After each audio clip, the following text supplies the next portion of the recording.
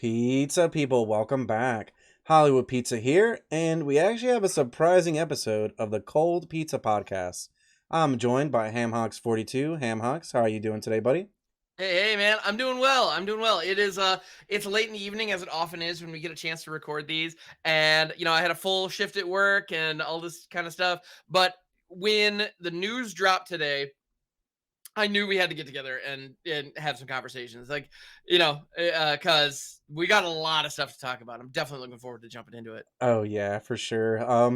And up front, when we used to start the Cold Pizza Podcast, we talked a little more about the news, and we've kind of been making it so that like our episodes are kind of like episodes you can listen to, um, throughout any date. A year from now, anything like that. We try to have relevant topics that can still stay fresh, whether or not time has passed or not.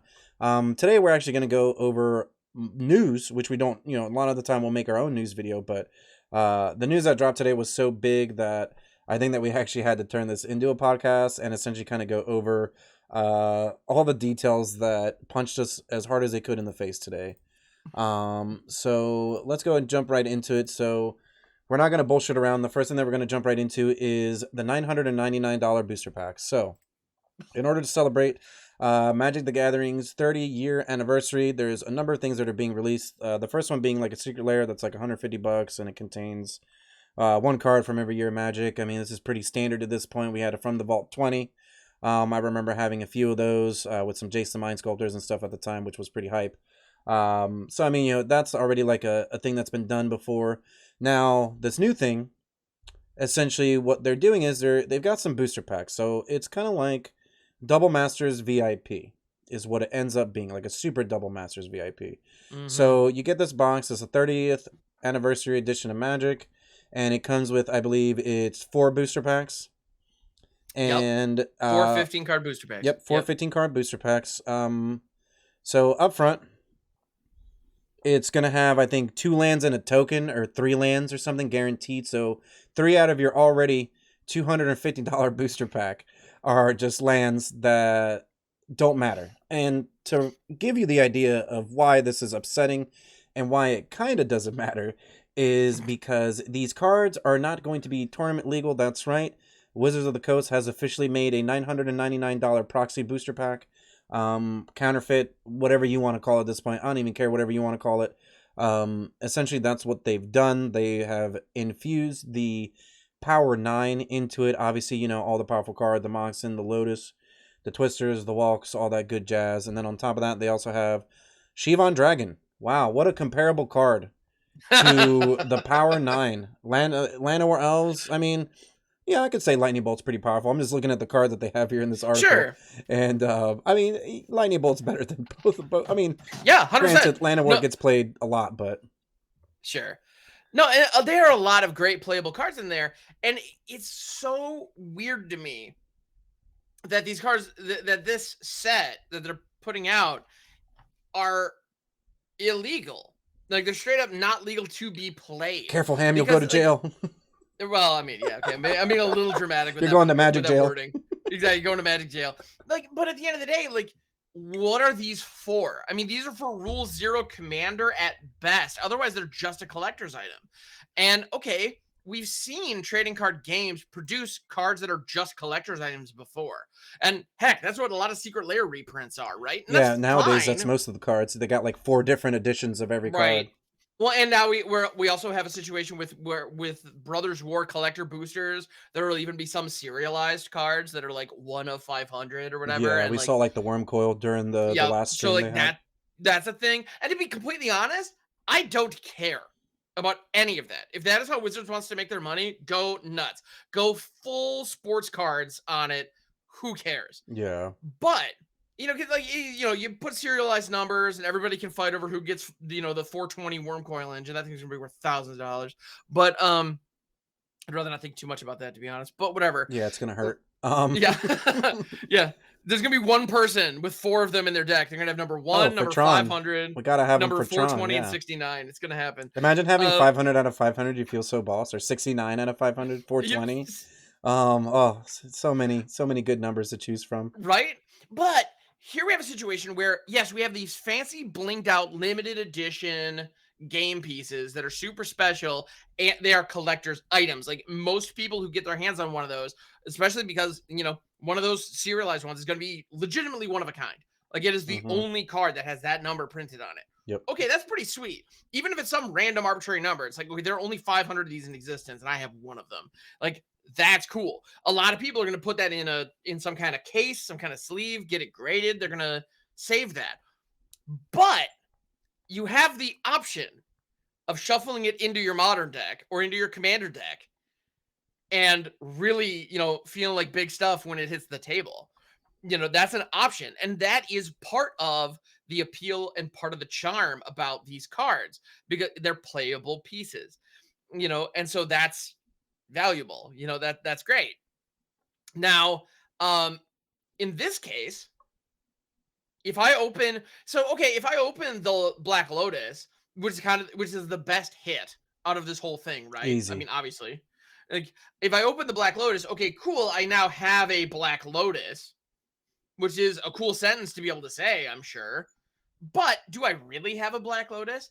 Like the thing that makes the Black Lotus special is it was a card that was printed in the 90s when the game first got started. And frankly, none of the kids playing the game had any idea how good it was. Yeah. We were trying to catch Shivan Dragon with our actual basic lands.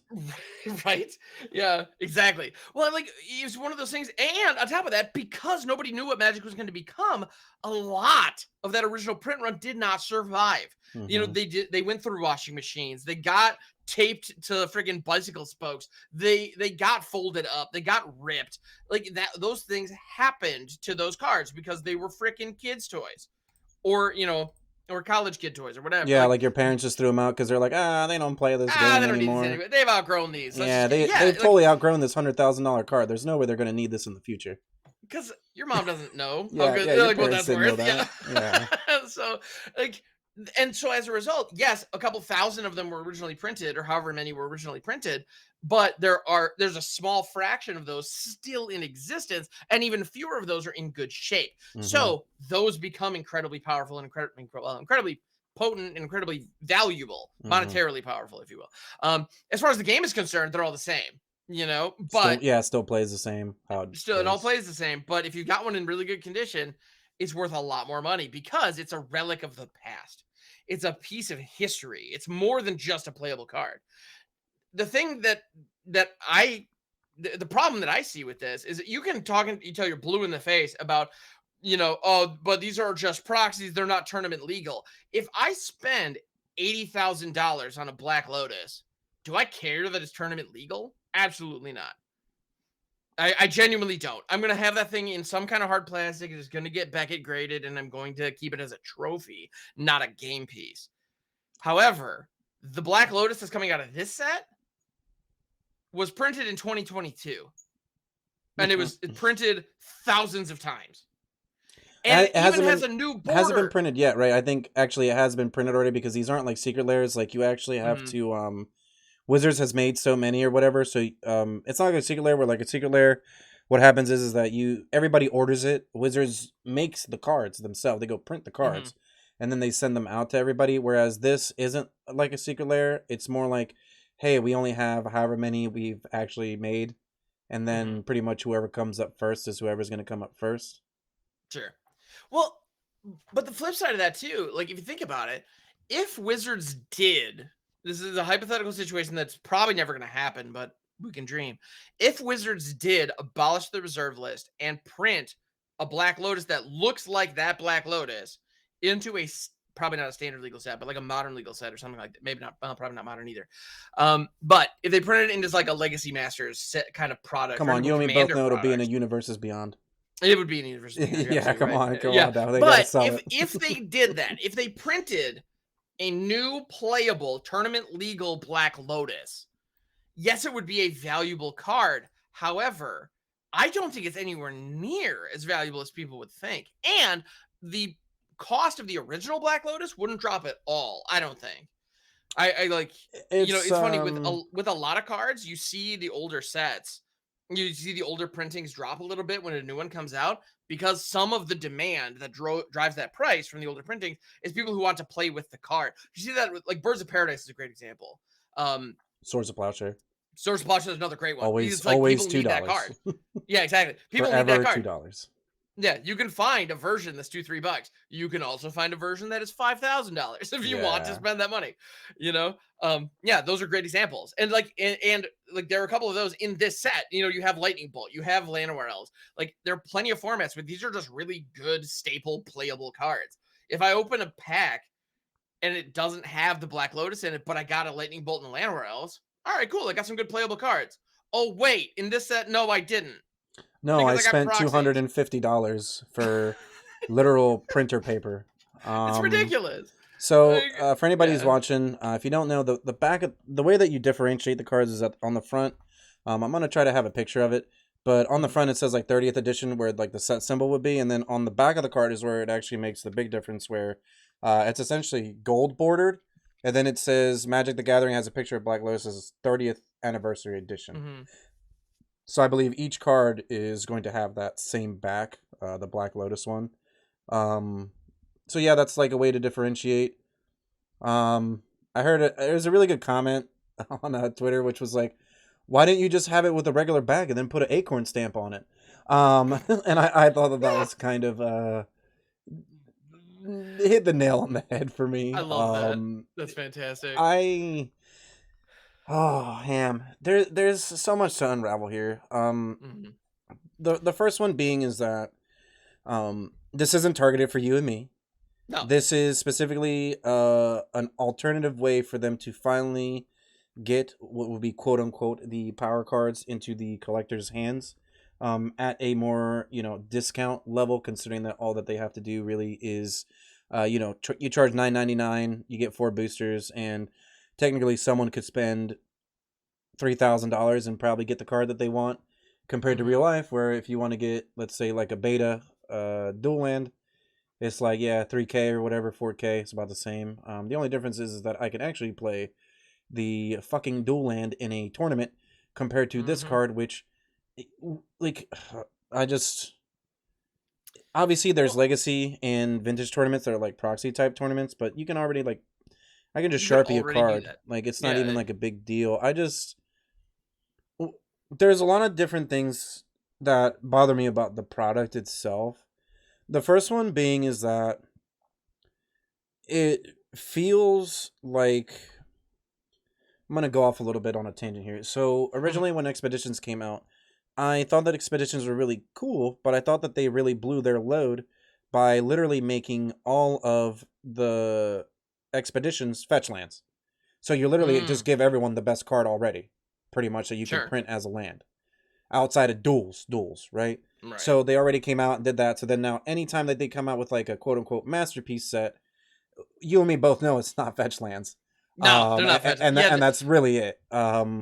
And there's some great cards out there. I mean, like the Kaladesh. The Kaladesh ones were close. I think the Kaladesh ones were close. Yeah. They had Arcbound Ravager. They had Soul Ring, like Lotus Petal swords. Like there was some good stuff in there for sure, but they're still not fetch lands. I mean, you're absolutely right.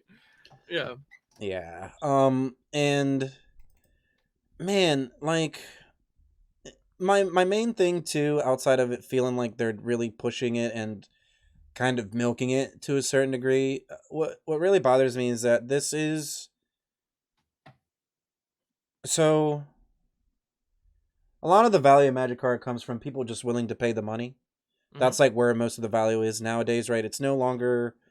let's be honest, there's not enough DreamHack events to keep a modern deck at $1,500. Because that, it's just gambling anyways. You put your buy-in, you're buying technically your $1,500 deck, you're trying to win $2,000. We all understand that as competitive players, quote unquote.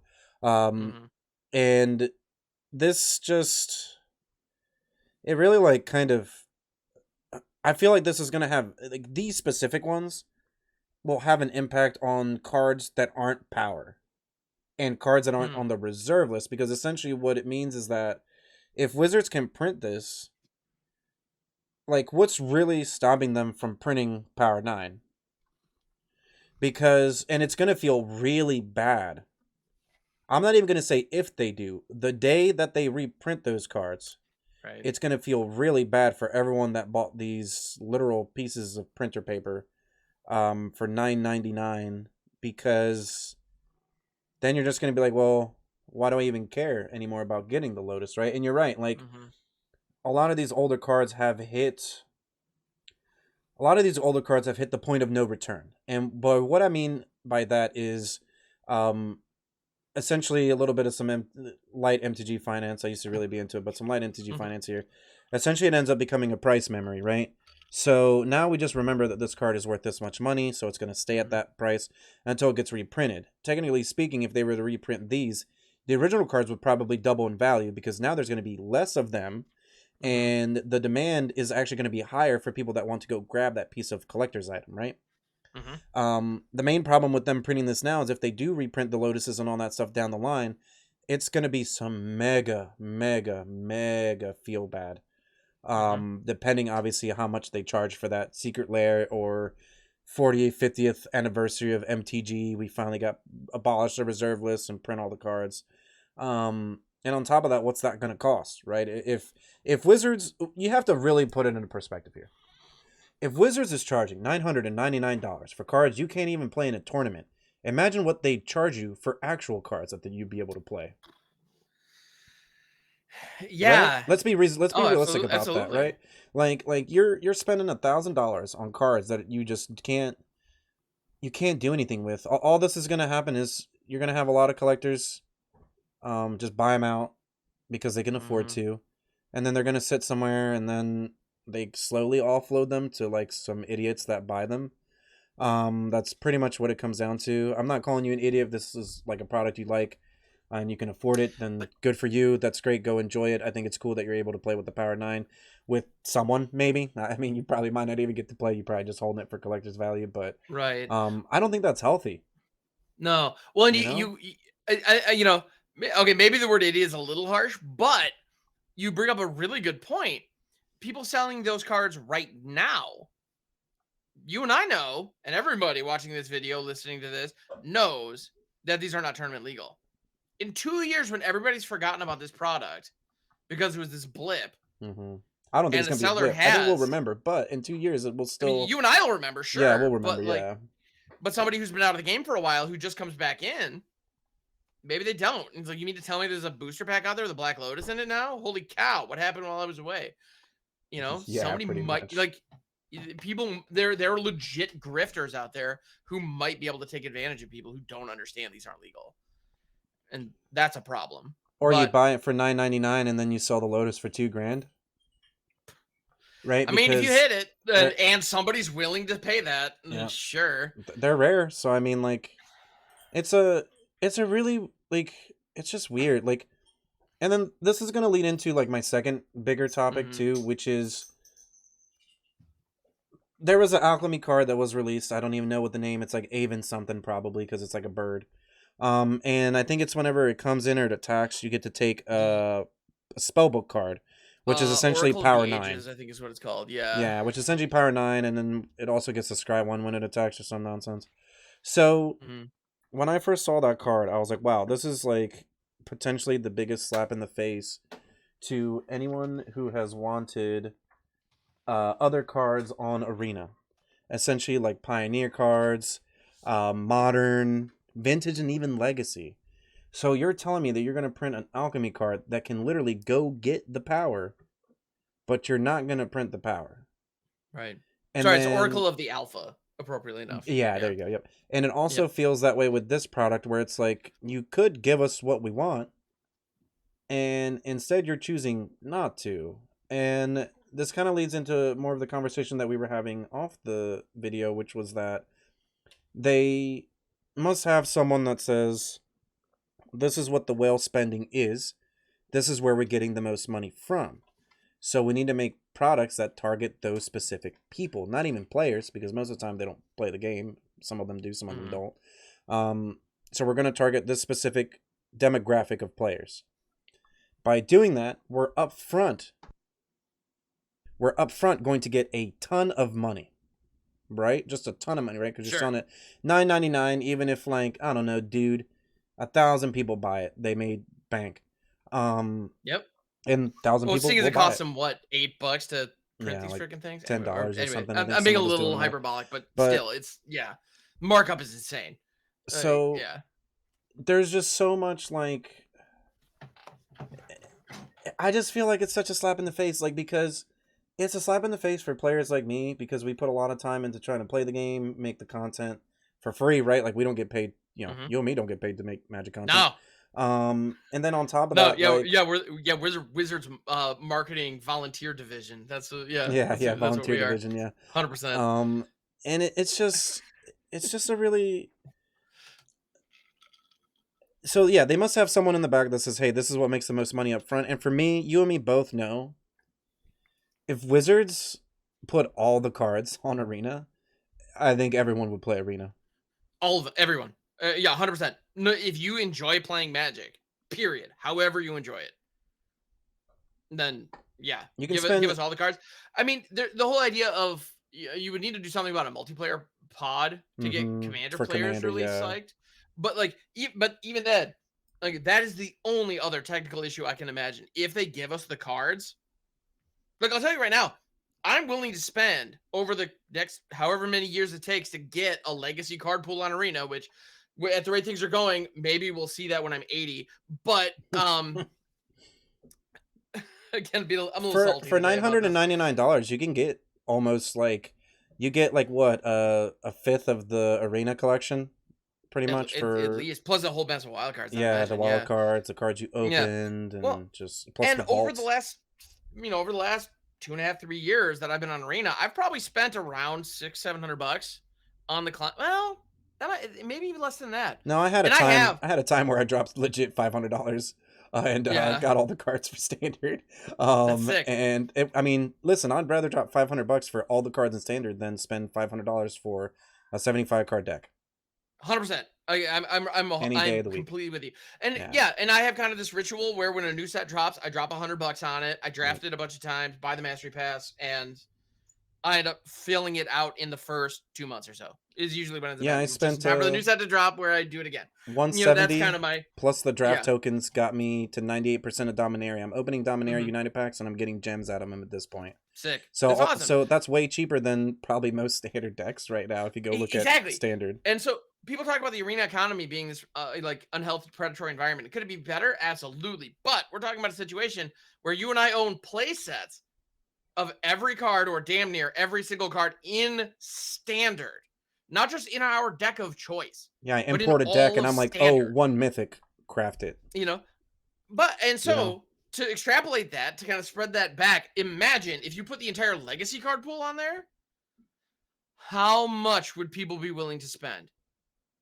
And I just think that's where they're missing the boat, Ham. Like I really feel like, the anthologies and all these other things are great, Hmm. example where it's like everyone's excited, everyone literally goes out and buys it whether or not they use the Oh yeah. in-game currency or they actually use their own money out of their wallet. Everyone's going to go out and buy it. Like if you seriously put all the modern cards on, like, oh my god, so many people would freak out and so many people will go do it.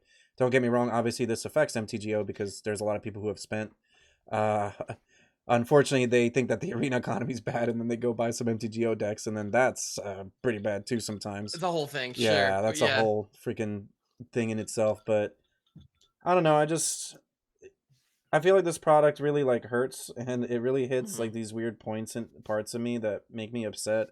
And normally even like things like alchemy, obviously I'm not the biggest fan. I was the biggest fan when it actually first came out, but Hmm. even that I just don't I'm not going to go out of my way on Twitter and be like, alchemy sucks.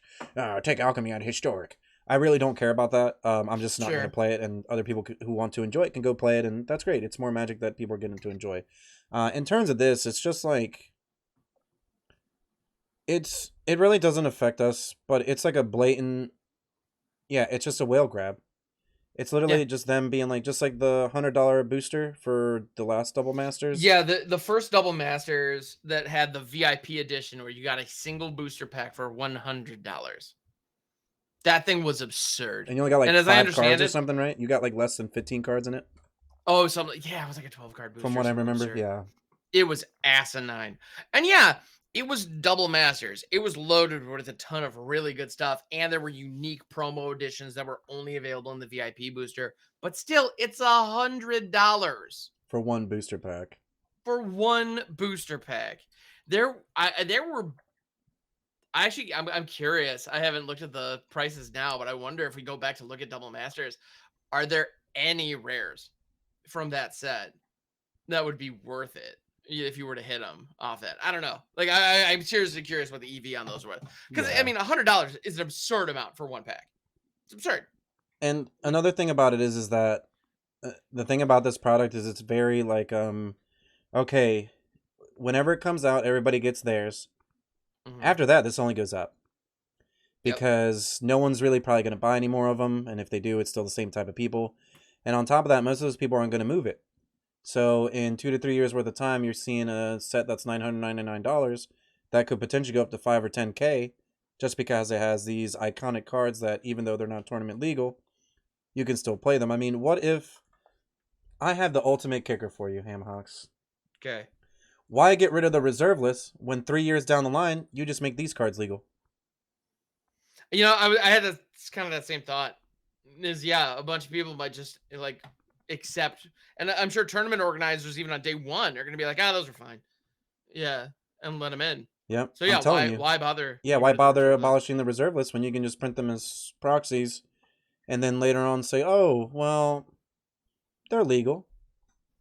Yeah, I mean legacy and vintage. I mean, no one, quote unquote, no one really plays those. So yeah, so we need to revitalize these formats, and so this is the way we're going to do that. Yeah, that's because I imagine some of this is targeted towards those players that can't afford dual lands, but they can spend. I don't know. It's not even. It's booster packs, man. It's random. You're not guaranteed the cards, man. Like you're if you just need dual lands for one of your decks. Go get them. Yeah, dual lands are expensive. I get that. But again, these aren't dual lands. Like, these aren't Magic cards. That's the thing. Like, when we say these aren't tournament legal, that's what it means. These aren't cards that you're allowed to play with. These are pictures of cards with a fancy back on them. I mean, you could try to play with them. I'll probably walk away from the table. But to be honest, you could play. You could show up with a solemn simulacrum. There's a picture of R2D2. I don't give a shit. Yeah, that's like I don't care about that. That kind of stuff, like altars or proxies that people just straight up print off their computer and like stick in a sleeve with a basic land. I don't care. If I'm playing a casual game, go nuts, because that's ultimately these are the only market that I can see these cards being targeted towards are people who want to play casual vintage. I mean, even in tournaments, I mean, you can at least grab it and maybe have some proxies. But you're still spending like $1,000 for proxies. It's a proxy. Like, again, you could just take a picture of it. By the way, if anyone is curious, a Magic card is 2.5 inches by 3.5 inches. Just resize the picture to that amount, tile it 4 times, click print, boom. You have a playset of whatever card you want. That is just as legal. I saw so many pictures of printers today. It's insane. I think I've seen the most pictures of printer, and I wasn't even on Amazon. And it was just like everyone was posting a printer today and how much ink costs and everything. And that's really what it is. And I mean, it's just not, this isn't targeted towards, this is just for like the 5%ers, man. That's all this really is. It's just a whale product, you know, feed the whales, give the whales what they want. And then wizards can make all their money. And then, it just kind of leaves a bad taste in a lot of our mouths. I kind of want to play devil's advocate and see the other side of it. The best case scenario, this may retain some collector value because it is a remnant of the 30-year anniversary of Magic. Now, a way that they could have done this and it retained that value and got a shitload of goodwill across the entire Magic ecosystem, take the 30th anniversary Black Lotus, or even the freaking Healing Salve. Who cares? Take one of them. Healing Salve. I know, right? Just saying. If I could just hit the other side of the spectrum here. Take one of those cards that they have designed, come up with the fancy back, and give them out to WPN stores to do giveaways or to as prizes for events, or even if they just gave them to people who attend the Magic 30 event, like as door prizes, like fine. Like, here's a little commemorative piece of this celebration. 100% on board. Send it to the creators. Awesome. Send them to the creators. Send it to the creators. Nice, package it. I feel like we are probably going to see like a 30-year anniversary package for the creators. I think this would be a great include. Honestly, it wouldn't bother me. It wouldn't bother any of us really. No. It's something that's worth money, and it's about as close as it. I hate saying this, but it's about as close as it gets to real cards, quote unquote. Yeah. I don't Um, know. Like it's weird, I man. think the fact It's that they're trying to milk this so hard for cash, it's a really bad look. It's a really bad that's look. why I don't like it, honestly, is because Yeah. it's just like Magic's not doing bad. They hit record sales. Why No, are they're y'all going to crushing it. power already? Why is it that we're already going to power when we're hitting record sales? Like, Yeah. is it because Hasbro says we need more record sales? I mean, all this is really going to do is like hurt your image. Hmm. This is literally like them reprinting Blue Eyes White Dragon or whatever, and then Right. that pretty much just killed the card, right? Like, we all know what happened to Yu-Gi-Oh. I'm not obviously not making the same comparison because Magic's still way different than Yu-Gi-Oh, but Sure. in terms of reprinting like these, it's a fucking Black Lotus, man. Like, how are you just gonna reprint the literal most chase best cards ever and then put this back on them and just be like, yeah, that's fine, people will like it. I don't It's a know what Black kind of Lotus, so you response should they spend a lot thought. of money, but it's not, Yeah, so we don't get in legal trouble. Like, guys, just reprint the card. just do it. What If you're legal gonna do trouble? it, do it. You're literally Yeah. backed by Hasbro. Who's gonna fucking sue you? Mm-hmm. One person's gonna sue you, two people gonna sue you for a few $1,000,000. What a joke. You just go to court and then every time I've always wondered about this. Like, you just go to court and then the judge is like, where did you get the millions of dollars worth of cardboard then? Where was the Right. tax for that? So how is that person even going to fight Wizards, right? Because it's already sketchy to begin with. Well, and that's the other thing I Oh, find fascinating is people talk about the reserve list. Now, I'm no lawyer. I'm not like, but as far as I I am. I'm a know, pizza lawyer. there you go. Hell yeah. Let's go. Represent that And in this pepperoni. courtroom, pineapple is welcome. Anyway, That's yeah. right. Objection. But like the reserve list is based on an article that was printed in a magazine, right? Like, am I wrong on that? Like, my understanding is Yeah, it's like I think that Wizards was the old wrote an one. article saying, "Hey, we won't reprint these cards." There was no contract that I'm aware of. Like, I know promissory estoppel or whatever is a thing, so like I understand there may be legal precedent here. So a lawyer might have a case if they do try to reinstate the reserve or these reserve list cards. Like, obviously, there's a reason Wizards hasn't done it yet, but Because they're waiting for the right time, man. This is yeah, the I beginning. don't. This is the worst time to do this. It's just I don't get it. I just don't get it, like, man. if you're gonna Like, reprint them, just reprint the cards because, like I said, in mhm. let's say, I mean, Magic's dying gets said all the time, but Yeah, it's if been said for the last 30 years. if It's it just does get to done. a point where the game starts to deteriorate, then obviously they're gonna have to reprint those cards because that's like their last healing salvo, right? Like the last thing that they have, and I feel like they kind of did this too prematurely Yeah. because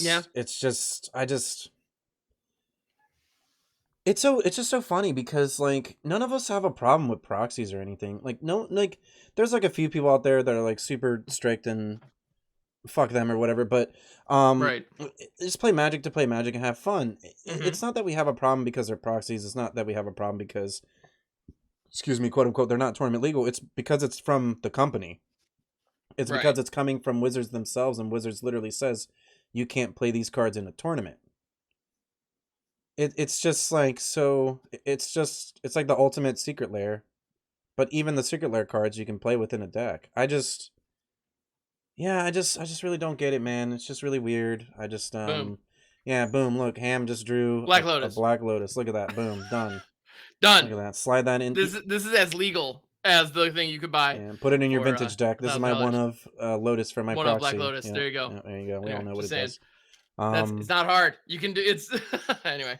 It's just, yeah, it's I don't want, like, part of me doesn't want to be upset and be like, oh yeah, it's just Mhm. another big Magic product, but I think that a lot of us have to just be like, no, could you not do this? This isn't really cool because like no one, like I said, you're just selling this to the 5%, and then it also kind of makes the game weird.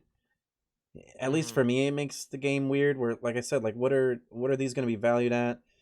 Do people feel safe about their Black Lotuses? I Yeah, mean, I don't exactly. know. That's another great question. Like, I don't own, any power or any reserve list cards, at least none that I'm aware of. So, like, I don't know. I might have some common from, Urza's Legacy that's on the reserve list. I don't know that You is got any off, Gilded but I Drakes don't, laying around? They're like four not that I'm hundred aware dollars, I of. think. But Can't yeah, remember. looking at every now and then I'll like glance through the reserve list. There are a couple of names. I'm like, what the heck is that? Anyway, yeah, because there's a lot of stuff on there, and there's like vanilla tutus for 4 and stuff. Like things that you would not expect, but they're there. You know, they fall under the criteria of the reserve list. So here we are. But so my bulkhead might have something on the list. But yeah, no Palancrons, no Gilderdricks, unfortunately.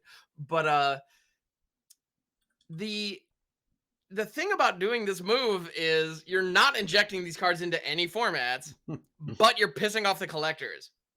You're just pissing everybody off. You're pissing everybody off. It's what like, it ends is up it worth being. It? You're kind of just like pissing everybody off because yeah, like I'm pissed because I can't actually get a playable version of any of these cards to actually hopefully like I would love to be able to craft like and get my hands on something playable in like Legacy or Vintage and actually have a deck that I could take to an event. Like I would love to or have Arena. that. Just give me the cards Or on even Arena. if, yeah, something on Arena. Exactly. I would love can't to I play them in, on Arena? That's the thing. I would love to play in those formats. That's why I want. That's why you. I'm assuming. Like that's why we. That's what we want. We want to play the game, and those formats are ways to play the game that we don't have access to. And not, right not now breaking because armor they're or so damn leg. expensive. Just like we talked about, if you buy enough booster packs on Arena, you can craft your Black Lotus. It's just another mythic, or whatever they print it at. Right? It doesn't even matter.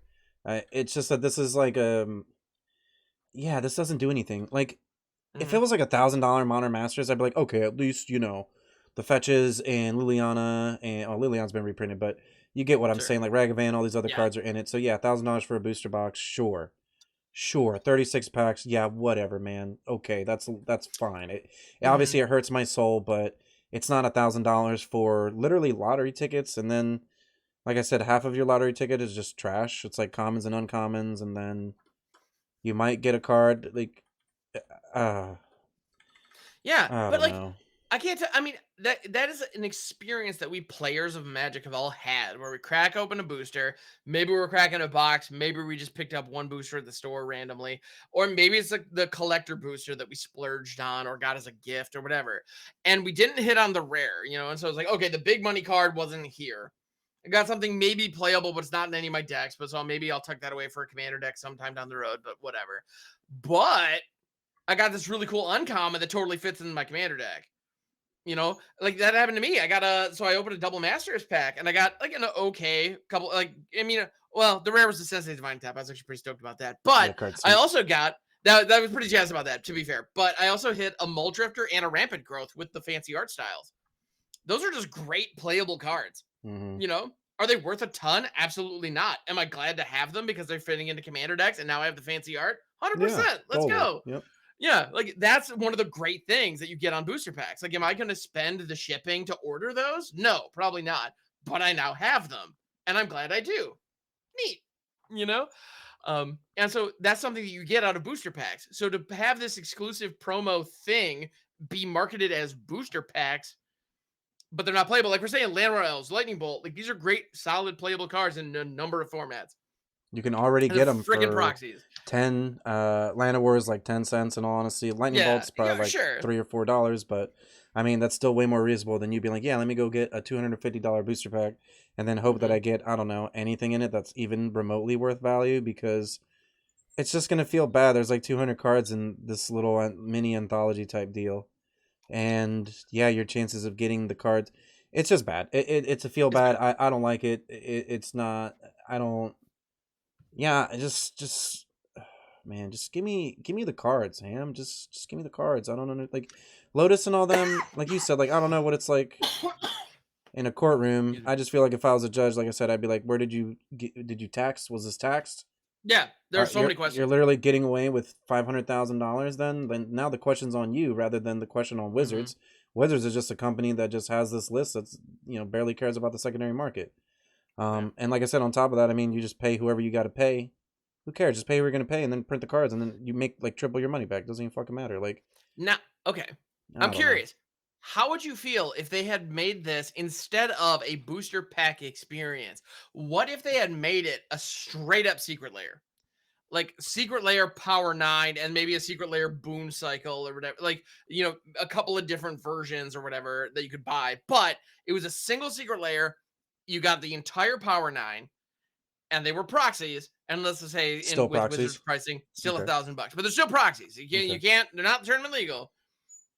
But yeah, like how would you feel about that? Because in my opinion, like they're still proxies. I'm sure as hell not buying it. But at the very least, like you can advertise that as like hold power in your hands. You know, like, oh, okay, there's some appeal there. I can kind of see it, but I still Yeah, think they're a waste of time. I think if it was so, the biggest hurt about this for everybody is that this is Wizards Celebration of Magic. Hmm. Is a box that's $1,000. And that's not really like anything for the people who have literally kept your game going. And then on top of that, the creators that promote your game for free. I mean, maybe you could throw. I'm not even asking for them to ship me anything. I'm more so like, hey, just give us something cool to play with. Hmm. And if we're spending this much money to go to Vegas or whatever for the big thing, and then spend like another $1,000 on this, I mean, it's not. This doesn't feel like a celebration of Magic. Mm. And I actually think that for me, that's the most off-putting part about it, is that even from the Vault fucking 20 felt like a celebration of Magic. One of every card. Mm. Right? One of every card from the 20 years. We got Jace. It's a chase card, so at least, that's in it. It'll go down in price, and people will be happy about it. This is, and they have the secret layer. That's the however many cards it is, the 30 cards for Yeah, they are $150. doing one. It's a They 30 already are card doing, thing yeah. where From you the get Vault one 30 pack is for each pretty much game. what they're It's doing. an individual card from each year. Exactly, Yep. they are doing that. And they could have just Could have stuck with that, absolutely, it because that's a doesn't, cool thing. this isn't a Yeah. celebration of Magic, and I think that Mhm. that's actually what hurts them and shoots them in the foot the most, is that this is supposed to be something that makes everybody happy and makes everybody get really, really excited about Magic. And then on top of that, it should be a product that everyone can get their hands on to Mhm. be able to play at said event, or be able to play this month, to feel like they've taken a part in Magic's history, to feel like, yeah, this, you're right. Yeah, I love this game. This game's amazing. It's bigger than life. Oh, this game's so cool because it brings everybody together from all kinds of different places around the world, all kinds of different people, all kinds of, just so much going on, and everyone can just have a really great time. And instead, you were like, $1,000 box. Mhm. Why couldn't it just be a Commander product? Well, and Like that was honestly, also even just a yeah, Commander product would have felt better. How about you just sure. do a command, like one of each Commander deck, monocolored, and each one has a Mox in it or something.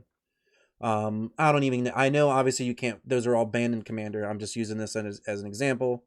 Not the best Right. example, but I'm just saying, just precons, maybe even with the power, just anything. Like, I just feel like Mhm. they really. This isn't a celebration of Magic, and it makes me upset because I.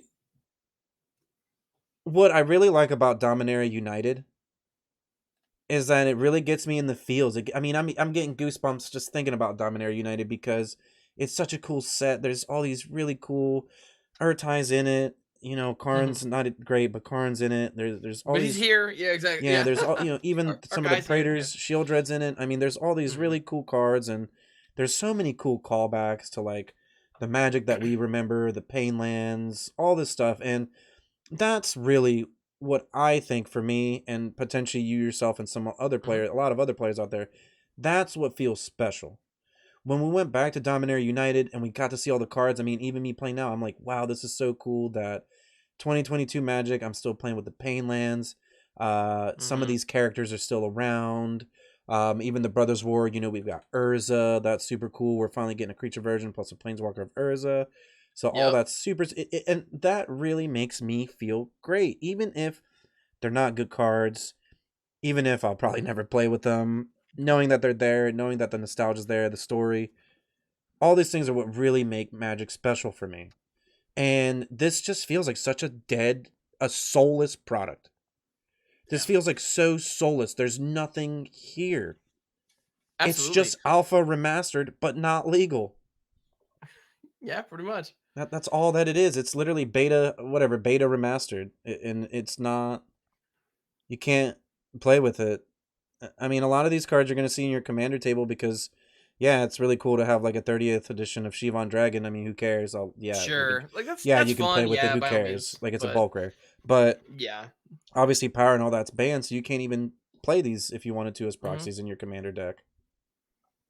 It's Yeah. just not a celebration, man. I think that's that's really the main point that I think actually hurts me, is that I really wanted this to be like, I don't know, Return to Odyssey, a Return to Onslaught for you and me, right? Like some of these sets that we Right. remember playing, Mm-hmm. Return to Ice Age. Just, I really wanted just even if it had been like 20 Planeswalkers, man, like it wouldn't have felt as bad. The fact that they're Sure. going so they're moving this fast in the Magic timeline and Mm-hmm. printing cards that don't really matter. Right. I think that Now, that's just not, it's just not good. yeah. Now I have a thought actually. Thinking about past products to compare this to. One product that I think actually hit the celebration of Magic really well were the championship decks. Do you remember those? Yes, I do. Yep. Yeah, the champion decks. Those things were sweet. They had a unique card back and a gold border. Those cards were not legal anywhere. They were straight up proxies. But for like 20 bucks or whatever, you could get an entire one for one recreation of a list that like won the world championship the previous year. So like if you want to hold and shuffle up and play your friends with the deck that John Finkel played, that came, the exact 75 that he tuned up and created, you could, for a reasonable price. And going out and buying all those cards on the secondary market might cost you hundreds of dollars, especially if they were still legal in standard or point type Yeah, 2 or if whatever it's the case may be. 99 or whatever. Yeah, but at the same time, if you just wanted the experience of sitting down and playing with the deck and kind of experiencing what it might be like to pilot that deck in a cool way, you could do that on the cheap. Those cards aren't worth anything anymore because they are proxies, 100%. But they came in a box with an entire deck. I think that's freaking cool, and that feels much more like a celebration of a moment in Magic's history than this. So, what are your thoughts on that? Yeah, I think that would have been, I think that would have been better. And yeah, why can't you just come out with 30 years of World Championship decks? Oh, dude, if you 30 different decks, Ham, and you can even put the 30, power in them. You can yeah, even throw the for the power in them. Like if you really like, dude, you can pick a vintage championship year like two times, and you can be like, all right, this was the vintage championship. Here's the proxies with all the moxes and everything in it, and then here's 2 years later, here's another legacy champs, and then here's some dual lands in it. Like I really feel yes, like you're right. I actually think that you're hitting the nail on the head with what the actual product might have been that would have actually celebrated Magic better, because even though the competitive player is still a smaller percentage than Commander, a lot of Magic is known for competitive play, the Pro Tour. That's hmm literally what comes up to most people's mind when they think about Magic is, oh, people playing across from each other for money, pretty much. And yeah, I think championship deck from every year would have really hit the nail on the head and would have celebrated the game a lot better. That's yeah, really what hurts, man. I feel like this isn't. It's it's just so poorly done. hmm It's just like they. It's just like a someone. It's like it reminds me of Skull Clamp, where they were like, yeah, plus one's okay, and then the day before they're like, how about plus one minus one with no testing? yeah, And yeah. +1/+1 was too good. Make a +1/-1 yeah, we want and the make it creature to die. infinitely We want it to better. die sometimes. We don't want it to just live. That just seems too good. We want it to just die, and that's kind of how this feels. Where they thought about this for a long time, and they're like, yeah, you'll be really cool for 30th anniversary is if we finally gave them Black Lotus. How are we gonna do that? Just say they're not legal. Okay, what do we charge? $1,000. Yeah, And someone's like, that's realistic. It's like, yeah, that sounds realistic. It's like, no, that's just, you're just paying for, man, you're literally paying for legal proxies. right. But meanwhile, like I look at this, it's like $1,000 ridiculous. They could put this exact same product, make it $100. I would say that's freaking ridiculous. Like Mm-hmm. personally, I think this product is just poorly implemented from start to finish. I don't think there's any amount of money this is worth. Flip side, you put out just two vintage decks. You give me two vintage decks fully loaded with proxies, $100 a piece. I am in. Because like I want one, I want to make sure you get one, so we can jam over spell table. Yeah, you we know, can like, just have some fun. We can play. and then we can stream it, we can have some fun, and all of a sudden we can get people who care about vintage or who have no idea what vintage is like, including me, frankly, Yeah, to actually both of like us. play a game of vintage. Let's see, how does this play? You know, It's that been would like be almost awesome. 10 years since I played a game of vintage, probably. But think about it. Like, as a player who wants to celebrate the history of the game, yeah, you give me a whatever vintage championship, whatever vintage deck won the championship last year. Give me that full of proxies. I'll pay $100 for that all day. Granted, Wizards might charge me $2,000 for that, which I'm not paying that. But $100, 100%. I'm totally in. And Imagine like that your is whole straight up a game 75 card stack of cards that actually have no somewhat collector playable. value. But you can play with them. You can play the game with them. That's this stuff. Like, you can't do that with these. You can't play the game, and they're not worth anything to collectors. So what the hell's the Yeah, point? I think the balance of the collectors is usually because the cards are still good and you can play with them, right? So I mean, it's always Sure. going to give value to the cards. I think that this is like the opposite, where it's just like you're automatically getting. No one's gonna like. I feel really bad for the people who buy this and actually want to play it with their friends, and then their friends just say no because they hate it so much. Like, Sure. that's already like a stigma. You're already giving people a reason to hate this product. That's just so unhealthy. And like, Right. I have never look. Magic players complain a lot. 100%. That's definitely a fact. But to see everyone on Twitter and to see everyone on the internet literally all agreeing on this is that's when you know it's really bad. It's kind of like the wildcard bundle and some of the other things where like they spoil it or they talk about it and everyone's like, this is terrible. Yeah. It's like, yeah, everybody knew this is a ripoff. This is dumb. It really combines to what I was saying. Like, a lot of people, that's what a lot of people were saying, which is like, this is what we've been waiting for. Like, how are you going to tell me that this is what I've been waiting for and it's not even anything special? It's like Urza. I've been waiting for Urza for, most of us have been waiting for Urza for like 20 years. And it's a 3-mana 2/4 that requires like 13 mana to turn into a freaking planeswalker. Are you kidding me right now? Like, are you seriously fucking kidding me right now? Like, you're not even going to give me the thing that I want? Yeah, I want to be wrong on that card. I want that card to be great, but yeah, no, I don't see it. Yeah. Yeah. I mean, yeah, it could end up being good. I'm just using, we're both just using that as an example, because it's, even that card celebrates Magic better. Like, True. Well, and it does tell a story through its mechanics, because the idea of Urza, when he began the brothers, when the war began, he was an artificer. He was a human. He was, a mage, a powerful one, I believe, to be fair. But as the war went on for 10 freaking years, his spark ignited by joining with those power stones. And so, okay, that is played out on the card. And once his spark ignites, he becomes possibly the best planeswalker ever printed. Does that mean the card is like one of the best cards ever printed? Oh God, no. But like, once the planeswalker is melded on the field, I think it's possibly one of the most strongest permanents we've ever seen. But is it? Can you get to it? Anyway, but it tells a story. It celebrates the character in a cool way. And same is true with Mishra, the new Mishra that they also spoiled today, which we don't need to go into too much detail on, but it's a Rakdos meld card as well. I'm not exactly sure what the story is with the artifact it melds with, but at the end of the day, once his melding shows his complete submission to Phyrexia. The Phyrexians have completely taken him over, and that's what you get. You get a creature that is completed. On the other side, which is an interesting transformation. I'm way more excited about that card than a Black Lotus, man. I'm not gonna lie to you. Same here. Actually, a fake Black Lotus. Let's throw that word in there, a fake Black Lotus, 100%. Because Wizards can be like, no, these are real cards, but you can't play them, and it's like, that doesn't really make them real cards. Then they're not. No, they are all that Black Lotus that is in that booster pack is 100% as real as this Black Lotus I drew in about 6 seconds on an Infinite token. That this is as real a Black Lotus as that one is.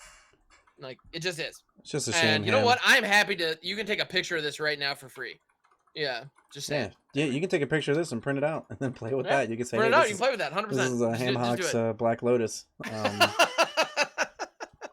Yeah, it just that's an option. Anyway, it hurts, man. We're probably just gonna end the conversation on this topic because we've talked about it for quite This a is bit the here. thing, man. But This, I mean, this is the big one for the day. This is the big news, and it's a bummer. those are Like, it just is. that's some of the most disappointing parts. Is that imagine like people have said this before, right?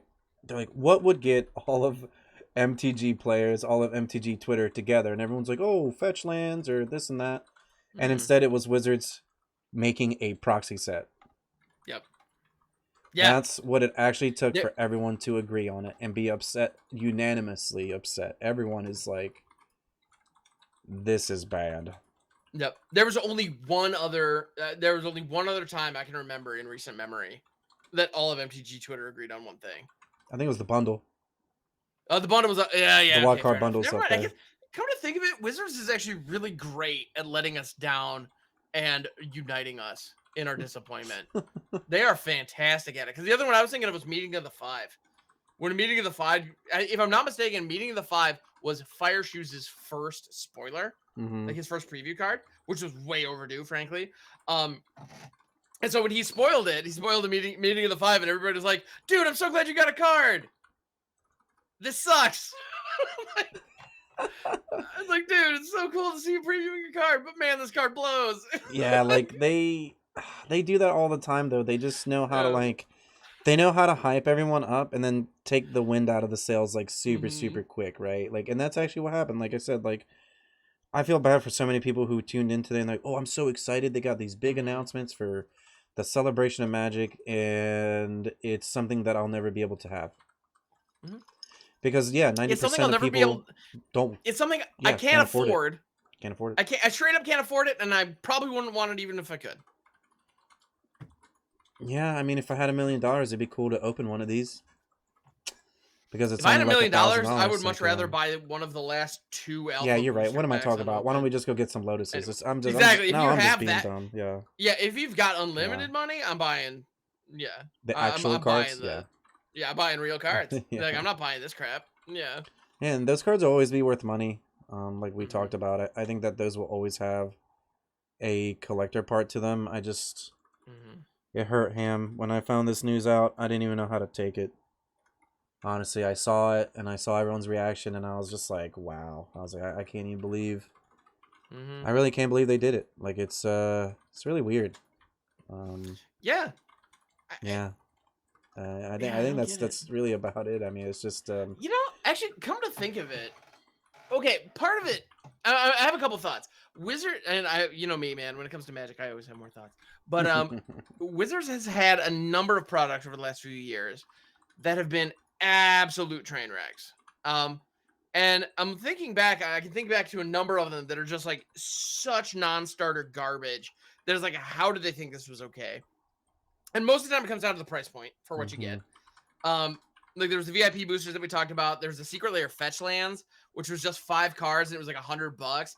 Which was really unfortunate too, because they had cool artwork for fetch lands, but because they were fetch lands, they came in like a cardboard suitcase for no fucking reason, and it cost like $300. I think they were literally like $300 for 5. Yeah, you had to spend like $400 if you really wanted like a play set of each one. It was absurd. That Secret Lair was a joke. There was also the Throne of Eldraine VIP edition.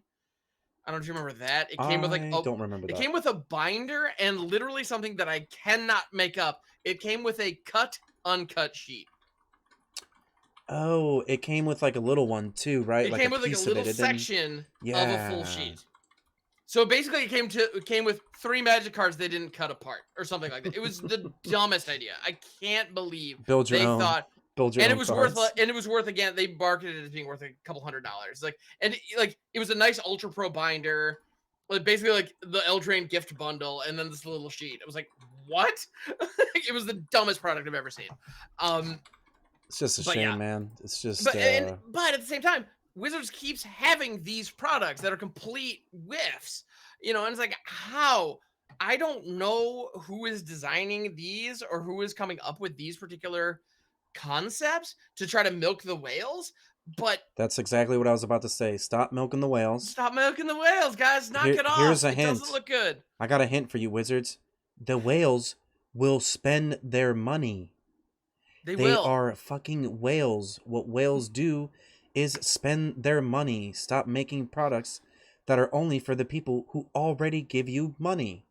Why don't you make Very true. products for everyone else, as messed up as it sounds, for everyone else to spend the money that they got? Yeah. Make we've all like bought some cards and not gotten McDonald's or whatever, right? Like Totally. make everyone hungry for the cards. It's messed up for me to Yeah. say it, but like make people want the cards. This is like the complete opposite. You're literally just going after one niche space. Like I said, Mm-hmm. it works because it's a bunch of money up front, but in reality, they would make way more money if they just gave people the fucking cards that they wanted. Because then Wizards could own the secondary market if they just put everything on Arena. Mm-hmm. Because then the only way to get the cards is to open booster packs. So problem solved. Well, I Now don't have the cards numbers aren't in front of expensive me. anymore. Yeah. You know? I don't have the numbers in front of me, but I mean, Modern Horizons 2. That's the answer. I don't play Modern.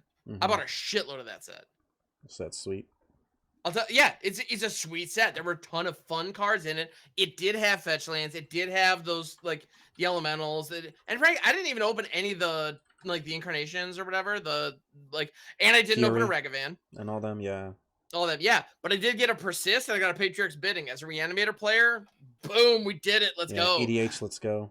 Exactly. Like so, I got a ton of fun tech for my EDH decks, and I did open a couple fetches, which I didn't own before.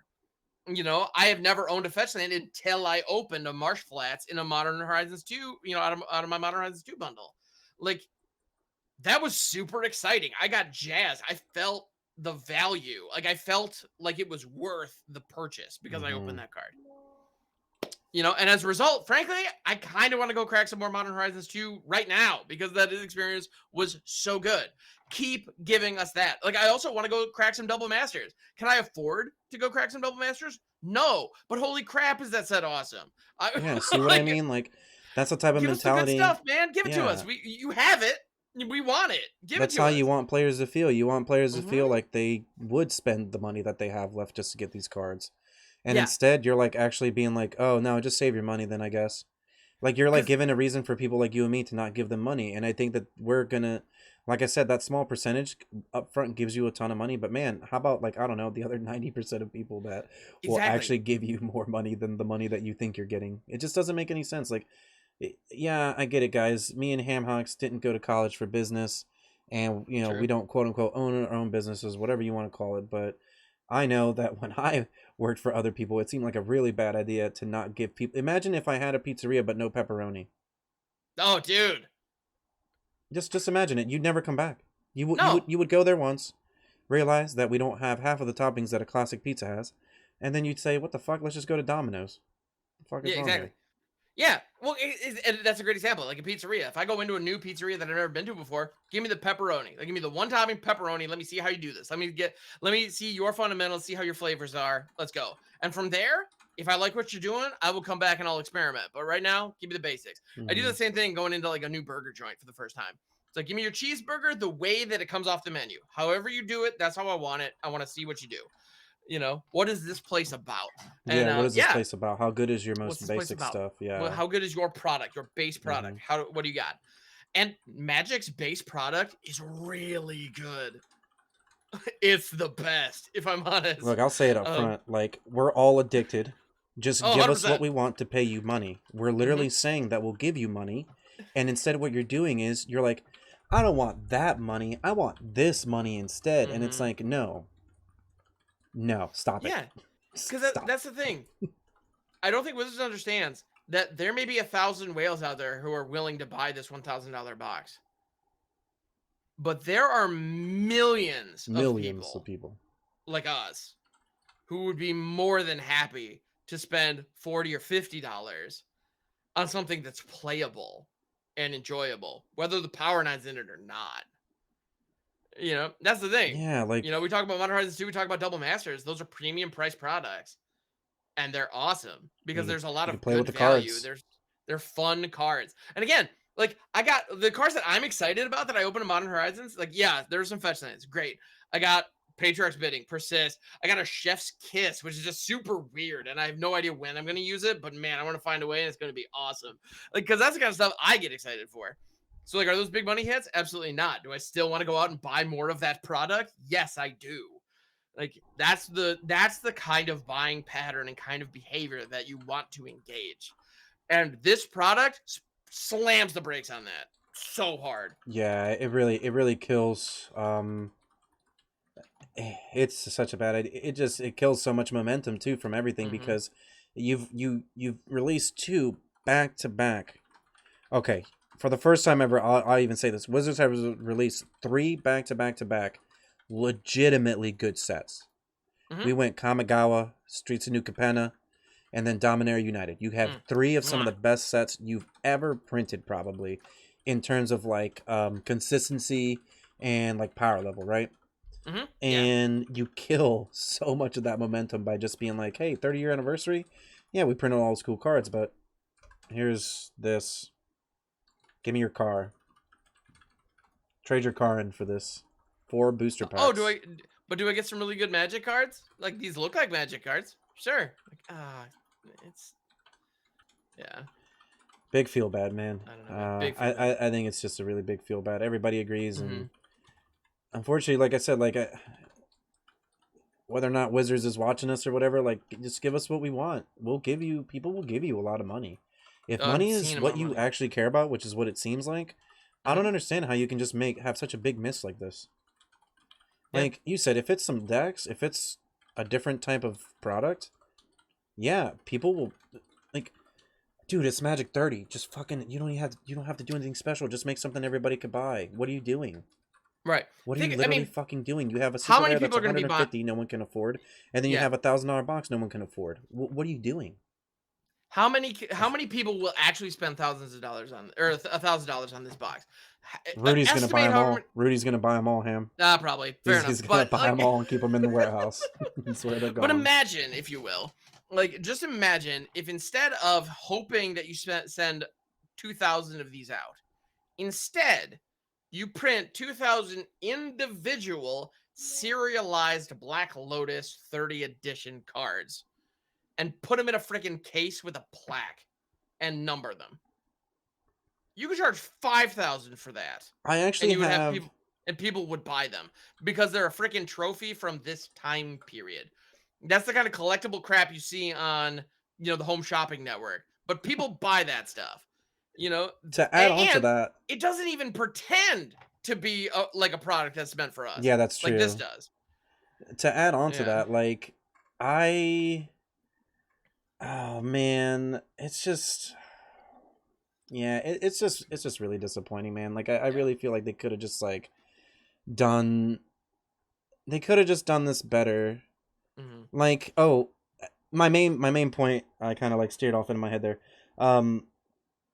If we're gonna say, all right, look, listen, I know I'm probably gonna get some people kind of maybe like thinking I've got a tinfoil hat, but look, if you're telling me that you quote unquote found pallets of legends and you're putting these tabernacles in booster packs so that people can open the lottery ticket, what's stopping you from saying, hey, look, we just found some pallets of alpha and beta.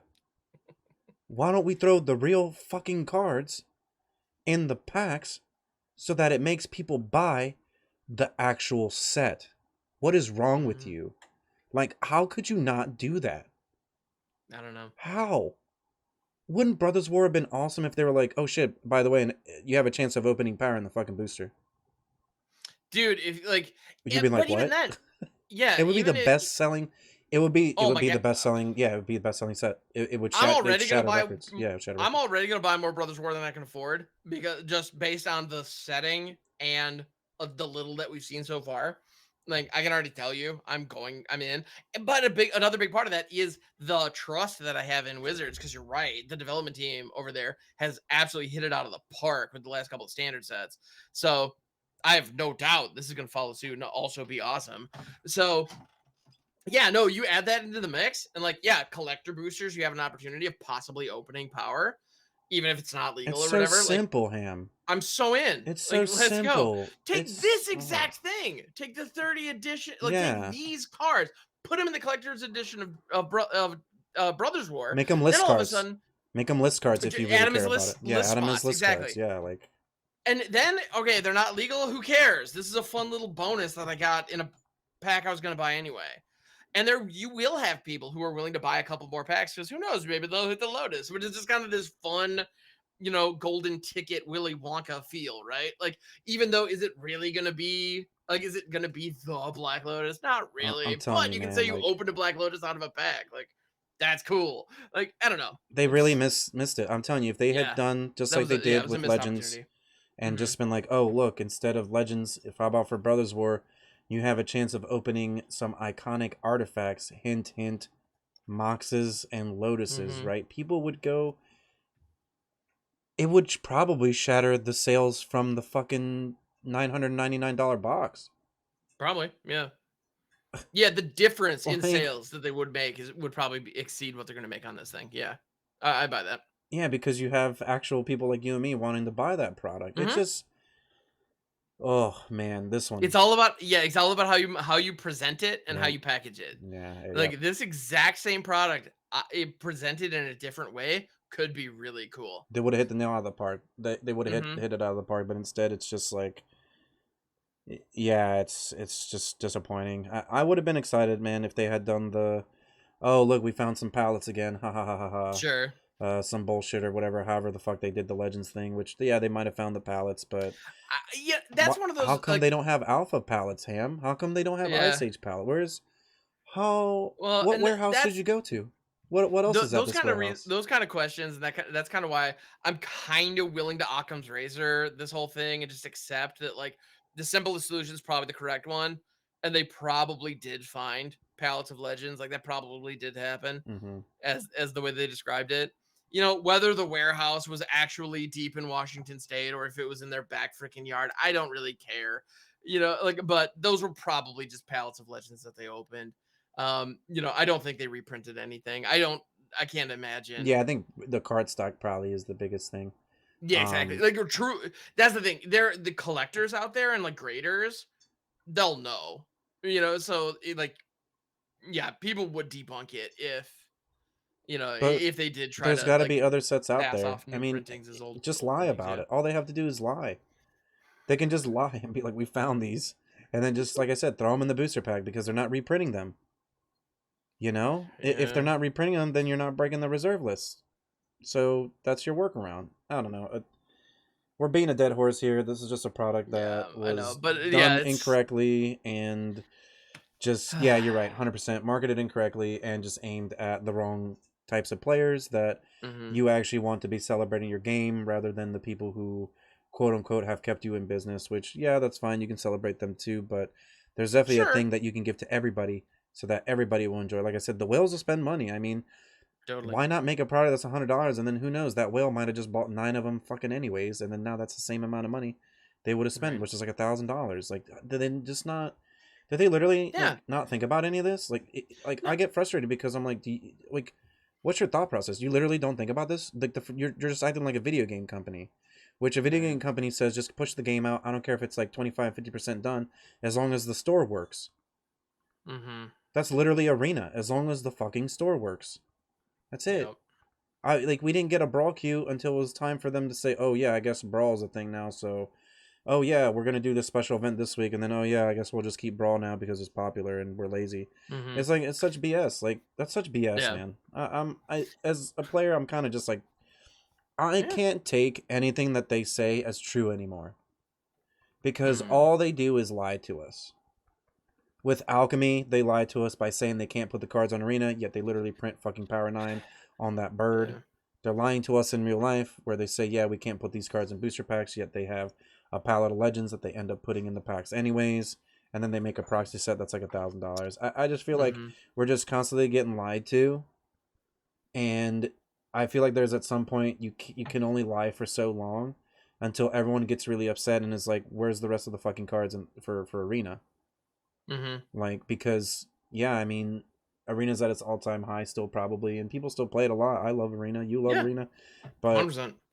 I mean, how do you don't make any money off MTGO. It's like a secondary market. You don't make any money off the secondary market either. So I don't understand how you don't just want to push everyone into this thing that is predatory, that makes people want to spend more Totally. money. Like you should probably be Yeah. pushing people towards that.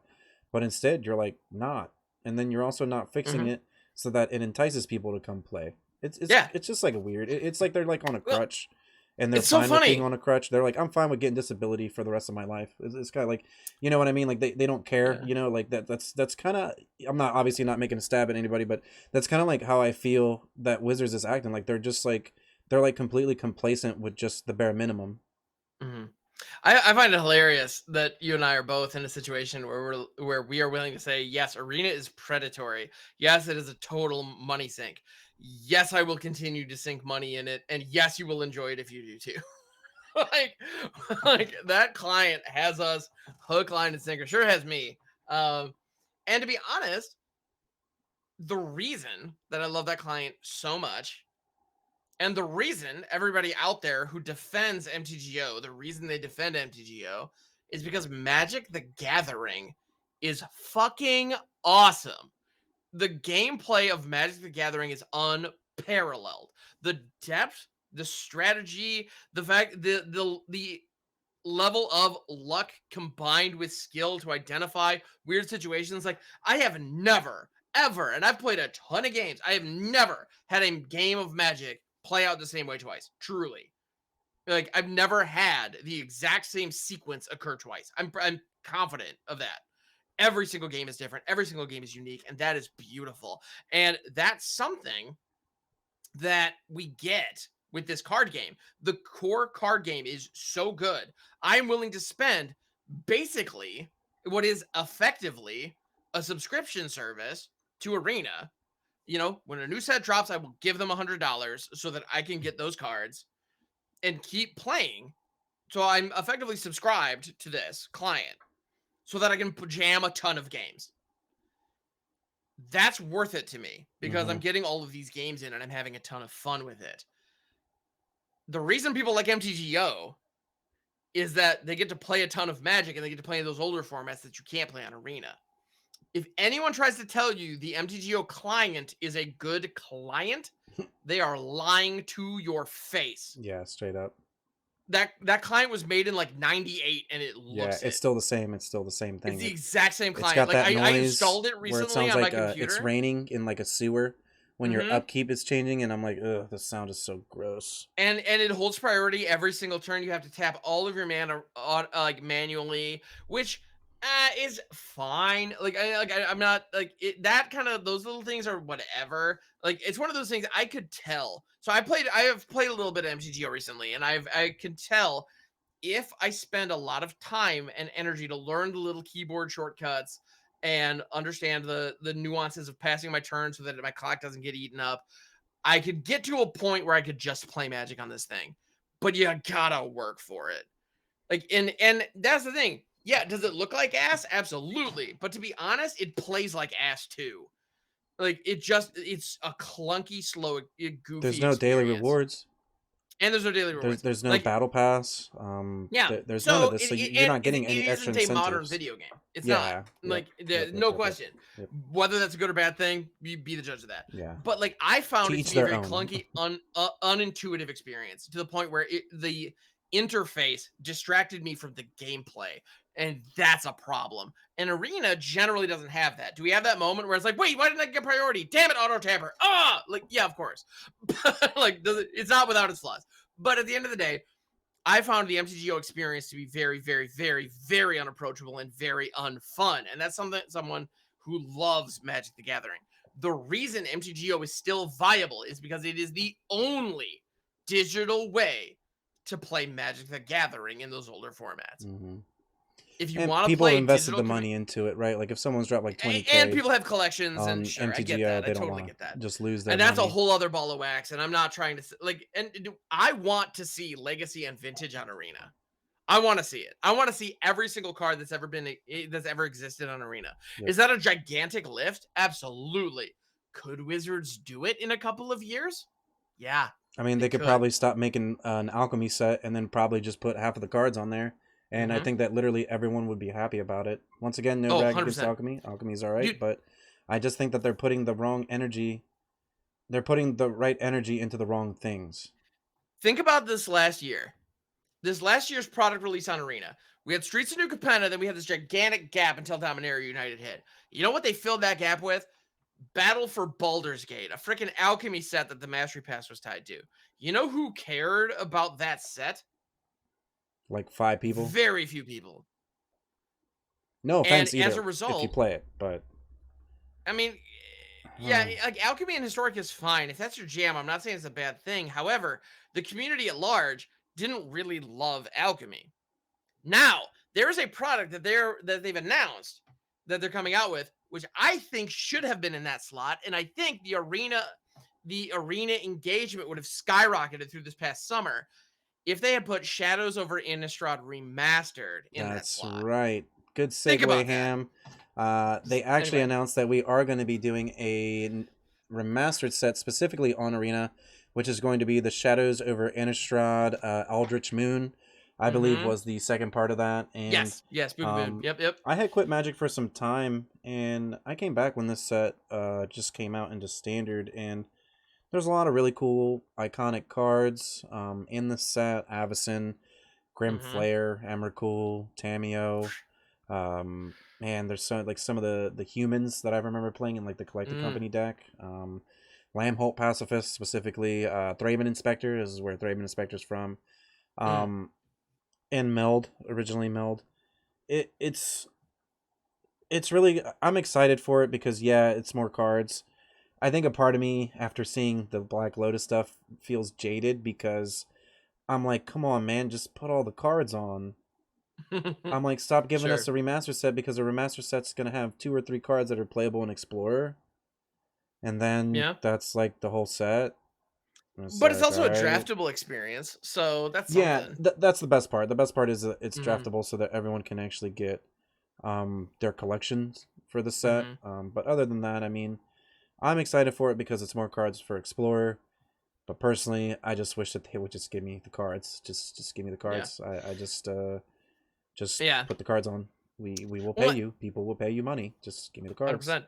Well, and I feel like the remastered formula, that setup, they had it going with Amonkhet Remastered into Kaladesh Remastered, and I was just kind of thinking like, sweet, just keep going back.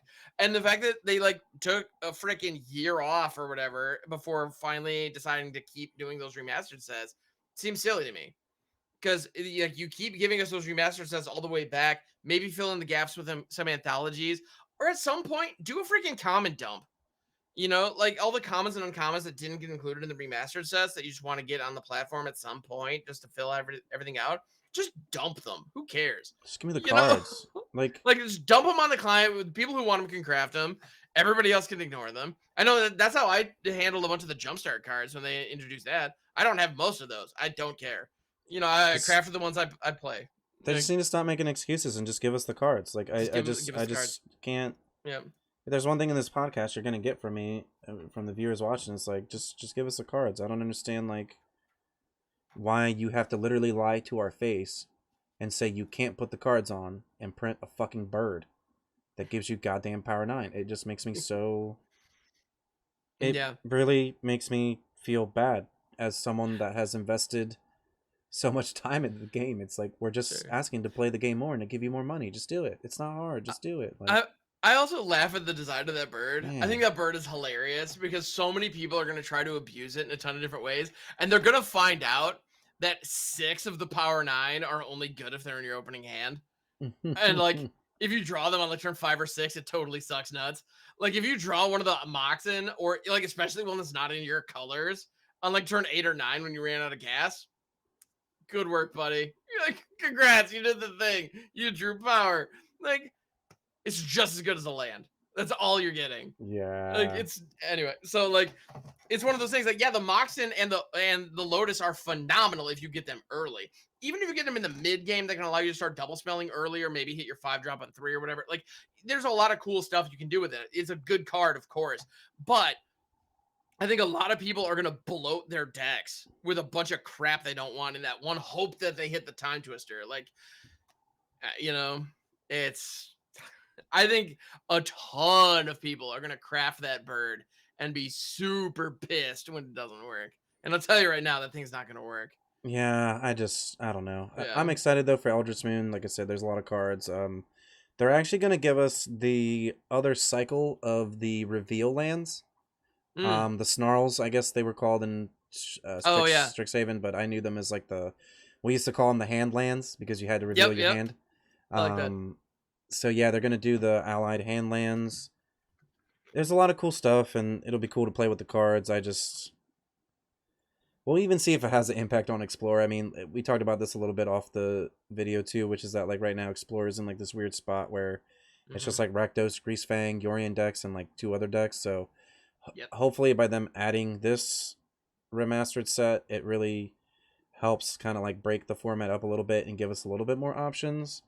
Right. But I don't think that that's going to happen until we get some of the other cards that make the tier 2 tier 1.5 decks right now and explore into the tier 1 decks that they need to be, specifically cards like the Nykthos and stuff like that, where it's like, yeah, I mean, it would definitely help push that deck a lot, but at the same time, I mean, I think what turns off a lot of people right now from Explorer is the fact that we haven't gotten any cards of the anthology. The cards that we got in the anthology was like Elvish Mystic and Kalidas. Right. Which It's, okay, yeah, but it's yeah. okay.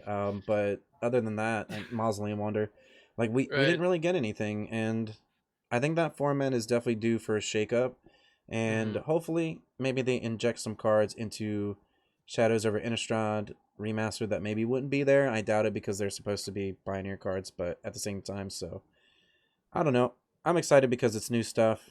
I'm just a little bit jaded from Black Lotus. That's still, fair. still just like it Yeah. hurts. It Yeah, hurts. Wizards really seems to be riding the power train right now. And I get like, okay, it's 30 years, we're on Dominaria. But the other thing I don't understand is like 30% of all of Magic has taken place on freaking Dominaria. There's not other source material you could pull from to bring sweet promos.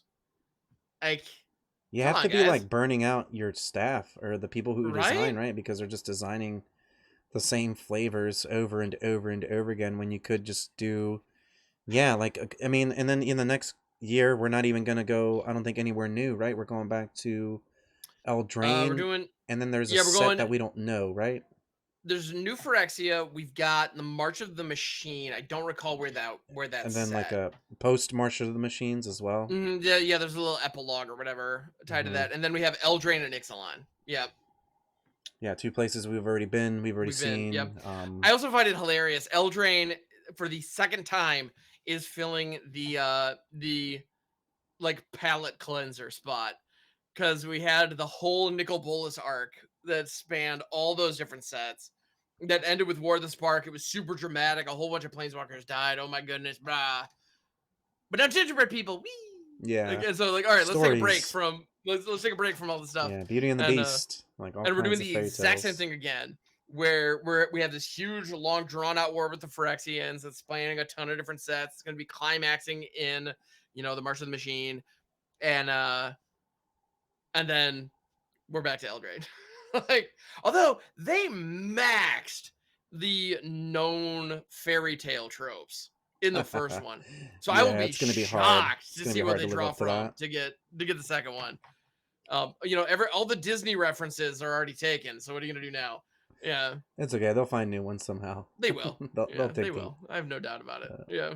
but yeah, Anyway. so the first news was we had the 30-year anniversary $1,000 box. We just got done talking about Shadows over Innistrad, which is going to be a lot of fun. It's going to be nice to get some Hmm. fresh cards on the client, and on top of that, have a really cool, I think, draft format as well. The last bit of news here that we're going to talk about the podcast today is actually we had technically 3 cards revealed, 2 of them that turn into another one. So let's go and jump right into it. We got to see Urza, so we're actually getting to see the other brother that is partaking in this war, and that's Mishra, claimed by Gix. 2 colorless, black red for a 3/5.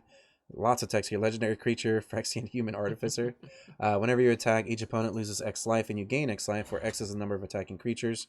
If If this card and a creature named Phyrexian Dragon Engine are attacking, and you both own and control them, exile them, then meld them into Mishra, lost Phyrexia. It enters the battlefield tapped and attacking. The other part that melds with it is going to be Phyrexian Dragon Engine, 3 colorless for a 2/2 with double strike. Whenever this card enters, if this card enters the battlefield from your graveyard, you may discard your hand, then draw 3 cards. So if you get to meld them, it turns into Mishra, lost to Phyrexia. It's a 9/9.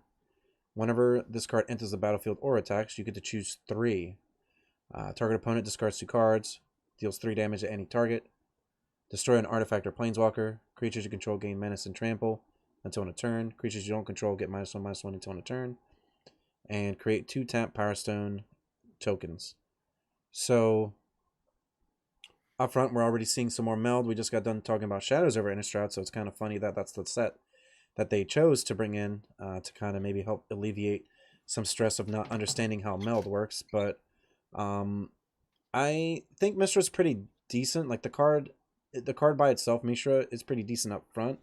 I'm really excited about the Phyrexian Dragon Engine, though. I think that that's a card where we might end up being really sick of in a couple months, because it's got double strike, so it trades up, and then later on in the game you can just unearth it, get another double striker, and then draw some cards while you're at it as well. And then the final form is this card's definitely more doable than Urza. And I think that the final form can be very game ending very quickly, more than the Urza Planeswalker, where you could win with the Urza Planeswalker because you're accruing so much value every turn. But Mishra lost to Phyrexia just outright kills you. Yeah.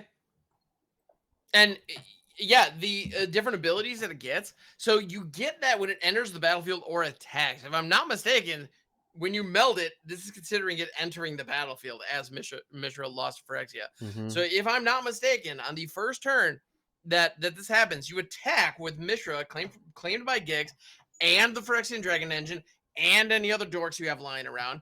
You swing with all of them. Mishra claimed by Gix triggers. You drain your opponent and gain life equal to the number of attacking creatures, which is going to be at least 2. Then it flips, and then you get to hit you get to hit 3 of these options. One of which is a tiny board wipe by giving all creatures you don't control -1/-1. Another is an overrun effect, giving all your creatures menace and trample until end of turn. You also have the ability to just pick stuff off by dealing 3 damage, or mind rot your opponent, or create 2 power stones, which is kind of the least interesting one of all these. But still, you can blow up a Bankbuster, you can blow up a Wandering Emperor, and then you can deal 3 damage to something else. And it's a freaking 9/9. Yeah, and it's a 9/9. I think this potentially with trample and menace. Yeah, I think it's pretty decent. I think like I said, I'm really excited about Phyrexian Dragon Engine because it almost can go in like any deck. It's a colorless card. Oh, there are going to be red decks that don't run Mishra that run Phyrexian Dragon Engine. I wouldn't be surprised. Yeah, it's double really strike's good. huge. Double strike's huge, and the fact that you can unearth it later and draw 3 cards if you're hellbent, awesome. Like, that's so good. That's huge. I think it's going to be in a lot of different strategies. Mishra itself is a little bit more narrow, where it doesn't necessarily fit in a lot of things. A lot of the time, you're going to want this in your aggressive deck. And right now, a lot more of like the Rakdos decks that we know of are kind of like mid-rangier. And I actually think that so we talked about Urza melding, and the main thing about Urza melding was if you kill Urza in response, then you don't get the card, right? This one's a little bit more opposite, where you get the meld, and you're almost guaranteed. You're guaranteed to get the 3 effects no matter what. Which I think is more powerful, especially if they end up like Infernal Grasping it, or on their turn, right? You hit for 9 and then they untap and then they kill it, and it feels bad, but it doesn't feel as bad as like, let's say you used as a Planeswalker, you upticked it a couple times and then they just kill it. Yeah, well, Soul transfer or whatever. Right. Well, and the thing is, like, this does still have the same problem that Urza does, where like if you pay the mana into Urza and then somebody like bounces Urza before the meld occurs, or kills it, or blows up the power stones, like if they interact with one of the meld pieces and get it off the board, then the meld fizzles. Same is true with Mishra. However, in the case of Urza, if they somehow disrupt the meld, You've just spent 7 mana to attempt to meld, and you lost one of your permanents. Your turn's over. Like it's all done. With Mishra, if they disrupt the meld by either bouncing one of the pieces, killing one of the pieces, which is very doable, to be fair, you still have an entire attacking army, and you still got Mishra's trigger. Yeah, you still have You're in something. a better board state, and you may still have other mana open. You didn't just dump your entire mana pool into it. Like, I don't know. I feel like of the two, I think Mishra is a lot more playable. It's much more straightforward. And again, you get a freaking, and once the pieces are online, you can be attacking with mana up to protect it, which is much harder to do with Urza. So, Yeah, like yeah. let's Oh say no, you I like this a lot. you curve out, you play a 2-drop, your opponent kills it, and then you play Phyrexian Dragon Engine, and Mm-hmm. then now your opponent's digging for an answer. You play Mishra. Let's say they don't have an answer, then yeah, you just attack on turn 5, and all of a sudden you just Swing on have turn like this 5. ridiculous And, creature that's doing like 3 things. I do think it's a little bit more realistic, honestly. I think mm-hmm. Urza, you can get down on turn 5 as well, right? Because you can play the Urza, then your artifact Sure. costs less, and then you can play it, use its own mana to activate itself, and so on and so forth. But it does take another turn to do it in, essentially. Like, Mm-hmm. if your creatures have haste somehow, and you've got Mishra down, and then you play the Dragon Engine, and then you just attack, you're just going to do it right away. And Yeah, I think that's that's like something that can't be. You can't overlook this card. Like, there's going to be no. some random red cards like a Goro Goro that give haste, anything like that, that can Yep. essentially pump this out really quick, and then all of a sudden you have a 9/9 that's doing 3 things. I mean, yeah, you got you need an Infernal Grasp to kill it, and if you're Oh, using an 100%. Infernal Grasp after it's already on the battlefield, you've probably It might lost be the too late. game. Yeah, it might Yeah, be too late exactly. because this card is like it's like a Titan industry that does a lot. It's just like a Mm-hmm. Titan. That's really what it reminds me of. Also, fun fact, just looking at the stats, Flavorfully, one of the things I kind of like about it is it's actually a creature that's big enough to attack into Urza and have a reasonable impact. And, like, potentially take him out. Yeah, Which, like, if they uptick Urza the twice, it would put it Planeswalker is at just 2. so freaking huge Oh no, it that, kills Urza because of the 3 damage. You can attack with your 9 oh 9 yeah, and you then could deal the straight up kill last. Urza even if Urza's Yeah, ready to ult. That's awesome. So all of a sudden, we were talking about how that if Urza Planeswalker hits the field, your attacks aren't going to be worth much because it's going to have so much loyalty. But I mean, Mishra's got an obscene amount of damage on board yeah. that can Your help with opponent's that. gonna think twice Or, about melding with Urza if they know that you're about to go off, right? hmm oh yeah, no, in the decks that run Urza, like they're going to have control elements. They're going to, and Mm-hmm. Mishra forces their hand. Yep. Like, if you have the pieces down, they have to have an answer immediately, or they are screwed. Yeah, 100%. and I like that. Like, as an aggressive player, I love this card. I'm definitely going to be playing with this. Yeah, what I really like about both of the cards is that they're actually good by themselves compared to Mm-hmm. Urza. Urza itself is just like okay, and the Mm-hmm. Might Stone and Weak Stone is just like this ridiculously expensive removal spell. So by Right. themselves, Urza and Might Stone Weak Stone are actually not really that good, but Mishra and the Dragon Engine are actually pretty powerful cards by themselves. And I'm telling you, that Dragon Engine, like, yeah, I think that card's pretty Yeah. nuts. I Yeah. think it's Dragon gonna Age get is played. solid. 100%. And Played in also, Rakdos, played in mono red, red yeah. green, all of it. Also, just throwing it out there, it's barely ever going to happen. But could you imagine getting both these in draft? Oof, yeah, that's gonna I'm just be saying, that's the dream, right? Like, let me see. How does and same Unearth? is true with Urza and the Stones. For the record, if you get those in a draft setting, I'm much more happy with what they might be able to do, assuming you have a deck that can support them. But yeah, Does here, let me read something real quick. Just give me 1 second. I'm trying again to yeah, by all means. or if it would leave the battlefield. So you can't unearth this and get the ability because if it leaves the battlefield, let me read it. Let me see. Exile them. Yeah, so if you unearth the Phyrexian Dragon Engine, you won't get Mishra Lost of Phyrexia because of the way unearth is worded. If it would leave the battlefield overall, it just goes away. So you can't unearth and meld them together because it would just be gone. So that's definitely Wait, something to look out really? for everybody. Yeah, that's the way Unearth. I had to look up a card with Unearth, and I have Dregscape Sliver. Unearth. Return this card from your graveyard to the battlefield to gain haste. Exile it at the beginning of the next end step, or if it would leave the battlefield. Huh. So you will not get the meld on the Unearth side of the Dragon Machine.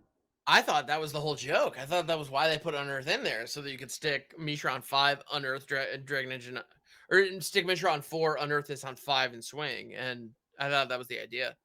Huh. But yeah, I'm pretty Interesting. sure the way Okay. that it works is that it would just be gone. I could be wrong. Judges out there, people who are a Oh, lot I'll better at test it. rules. Don't worry. But yeah, as soon as we Yeah, have it, I'll definitely test it. But that's an interesting call out. Because yeah, that is how that works. That's gonna bum a lot of people out. yeah, it's gonna lead to scenarios where you could have just killed them with the 9/9, and instead you're Right. just like, oh well, I guess you just take 4 double strike. We're still fine, but Yeah. yeah. When you're Um, expecting to get like the ultimate, you know, like a tri-charm, yeah, you're gonna be really disappointed when you don't. yeah, Yeah. exactly. But yeah, huge news today. Mm-hmm. With the 30th anniversary box, essentially. We also have a remaster set coming out, and we even got some cool preview cards on top of that. So there's going to be links in the description down below to all this information. You can definitely check it out. There's also going to be links in the description down below to Hamhocks and I's content. You can find us streaming on Twitch. I stream 4 days a week. Ham, how many days are you on Twitch? I am streaming 5 days a week right now, Monday through Friday. So Plus yeah, the tournaments. I'm yes, in the tournaments on Sunday over at the PizzaBox, exactly. Yeah. So no, I'm always on Twitch, baby. And Yeah. sometimes I do bonus streams, like if people wrote me into EDH games, I sometimes hang out in the evenings doing those. But yeah, my normal stream is Monday through Friday in the mornings, starting at around 7 a.m. Eastern Standard Time. And I'm on Monday, Tuesday, Thursday at 8 p.m. Eastern Standard Time. And on Sundays, we're on at 1 p.m. Eastern Standard Time for the tournaments. We do host 3 tournaments a month. All are free to play. So definitely get in on that. And even some more exciting news. We do have MagicTheGathering.com sponsoring one of these events. So if you haven't already, definitely click down below. There's going to be a link to MagicTheGathering.com where you're going to be able to essentially use one of our affiliate codes and then use that to buy some really cool Magic product, and it's going to help the channel. It's going to help both of us out, and it also helps our great sponsor to continue to grow. And definitely just be on the lookout for that. All the links down below in the description. If you haven't already, hit the subscribe button, bell notification, leave a comment down below as well. And I hope that you stay cheesy. See you next time, everybody.